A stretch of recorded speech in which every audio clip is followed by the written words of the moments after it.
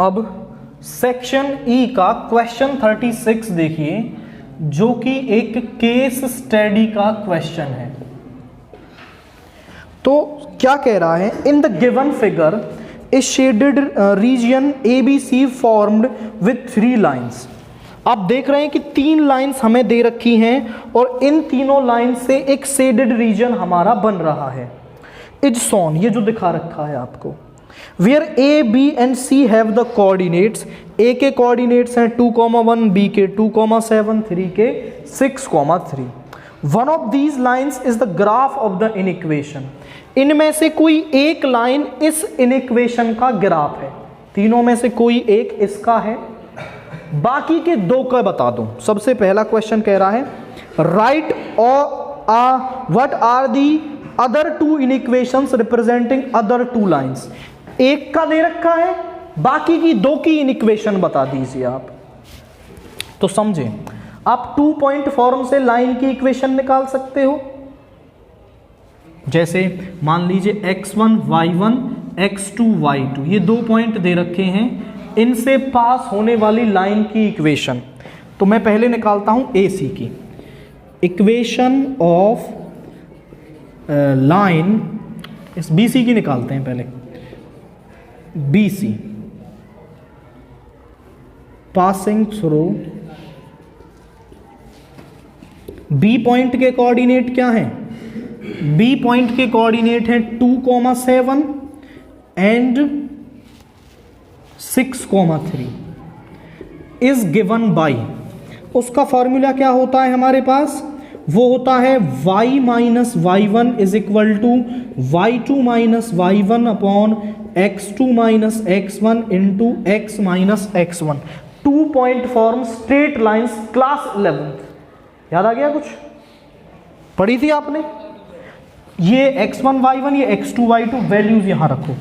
तो जरा देखो, y माइनस y1 यानी y minus 7, y2 minus y1 यानी 3 minus 7 is minus 4, x2 minus x1 is 4 और x माइनस 2 अंदर मल्टीप्लाई कर लें।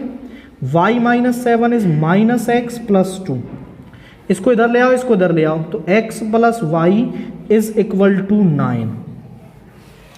इस BC लाइन की इक्वेशन तो क्या आ गई? 9 आ गई। और इन इक्वेशन क्या बनेगी इसकी? आप चेक करो भाई, इस इन इक्वेशन को बनाने के लिए थोड़ा दिमाग लगाना होगा। आप देखें तो इस लाइन के कौन सा ग्राफ कवर हो रहा है, कौन सा एरिया आ रहा है? ओरिजिन की तरफ वाला एरिया आ रहा है, ओरिजिन की तरफ वाला एरिया आ रहा है ना। देखो, इस लाइन के इस तरफ का एरिया है। अब ओरिजिन को मैं यहां रखूं, ओरिजिन को मैं यहां रखूं तो 0 इज इक्वल टू 9। आप ध्यान से देखो, ओरिजिन की तरफ वाला एरिया कब लेंगे हम? जब ओरिजिन यहां इसको सेटिस्फाई करेगा। और सेटिस्फाई कब करेगा? जब 0 आपका लेस देन होगा किससे? 9 से लेस देन होगा। मतलब इन इक्वेशन क्या बन जाएगी? x plus y is less than equal to 9।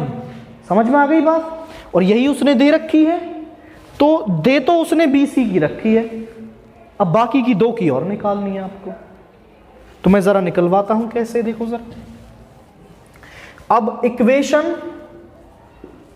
Of line, किस लाइन की? AC की निकाल लेते हैं। AC पासिंग थ्रू, किस पॉइंट से पास हो रही है AC? 2,1 एंड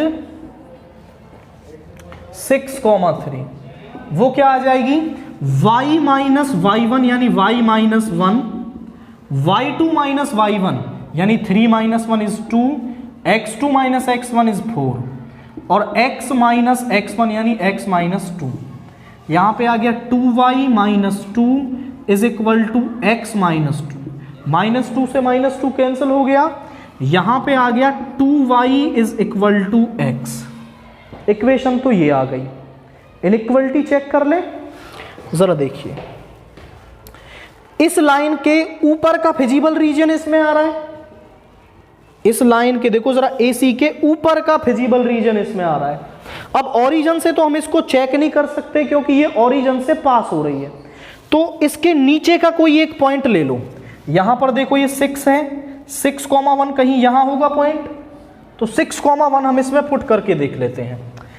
x 6 है और y क्या है 1 है, तो y1 यहां रख लो और x 6 यहां रख लो, ठीक है। या फिर ऐसा लिख लो x is equal to 2y, x is equal to 2y। x की जगह आ गया 6 और y की जगह आ गया 2। अगर ये 6,1 पॉइंट इसको सेटिस्फाई कर गया तो नीचे का एरिया आना चाहिए था इसमें, मतलब ये पॉइंट इसको सेटिस्फाई नहीं करना चाहिए, ये पॉइंट इसको सेटिस्फाई नहीं करना चाहिए ना, तभी तो ऊपर का एरिया इसमें आएगा। तो 6,1 अगर सेटिस्फाई करता है तो x को बड़ा होना पड़ेगा 2y से सेटिस्फाई करवाने के लिए, और ये नहीं होना चाहिए तभी फिजिबल रीजन आएगा। यानी इस x को हमें क्या करना पड़ेगा, लेस करना पड़ेगा, या फिर आप कह सकते हो कि 2y is greater than equal to x। ये हमारी सेकंड इनइक्वेशन आ गई। आ रही है ना बात समझ में? अगर आप इस पॉइंट में यहां ग्रेटर वाला लगाते तो ये सेटिस्फाई कर जाता 6,1 और फिर नीचे का फिजिबल रीजन आता, बट फिगर में तो ऊपर वाला दे रखा है, मतलब ये 6,1 इसको सेटिस्फाई नहीं करेगा। दैट्स वाई हमने सिंबल चेंज कर दिया यहां पर। आ रही है बात समझ में? अगली एक लाइन की इक्वेशन निकालते हैं। इक्वेशन ऑफ लाइन कौन सी रह गई अब? ये ए बी रह गई। Equation of line A be passing through, किस पॉइंट से पास हो रही है ये? 2,7 एंड 2,1। तो ये हो जाएगी y माइनस y1 यानी y minus 7, y2 minus y1 यानी 1 minus 7 is minus 6, x2 minus x1 is 0 and x minus x1 is 2।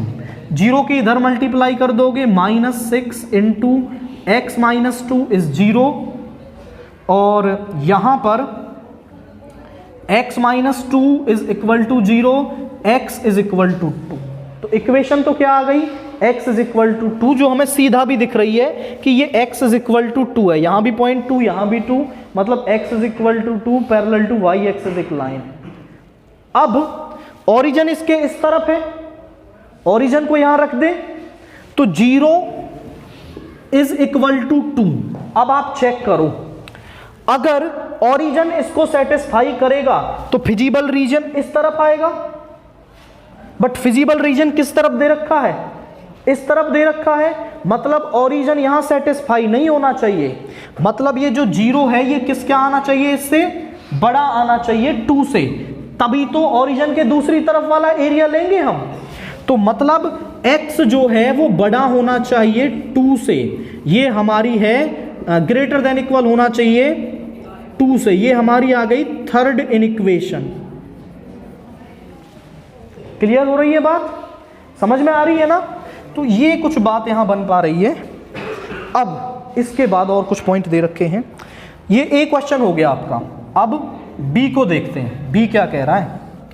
B कह रहा है given that x y as an one corner point of the feasible region find the minimum value of 5x plus 3y। आपको z दे रखा है 5x plus 3y, और वो कह रहा है कि मिनिमम वैल्यू निकाल दो। फिजिबल रीजन के कॉर्नर पॉइंट हैं आपके पास, तो सभी को बारी बारी रख लो। z एट a यानी कि 2,1 पर, तो 5,2 प्लस 3 इंटू 1, ये हो जाएगा आपका 5 2 10 plus 3 that is 13। z at 2,7, 5,2 plus 3,7, 10 plus 21 is 31। z at 6,3 यानी 5 into 6 plus 3 into 3, 30 plus 9 is 39। Clear हो रहा है? अब z मिनिमम कहां आ रहा है आपका? ए पर, ए पॉइंट पर z क्या है? मिनिमम है। आप बोलेंगे z is minimum at A and its minimum value is 13 और इसकी जो मिनिमम वैल्यू है वो 13 है। क्लियर हो गया है क्वेश्चन?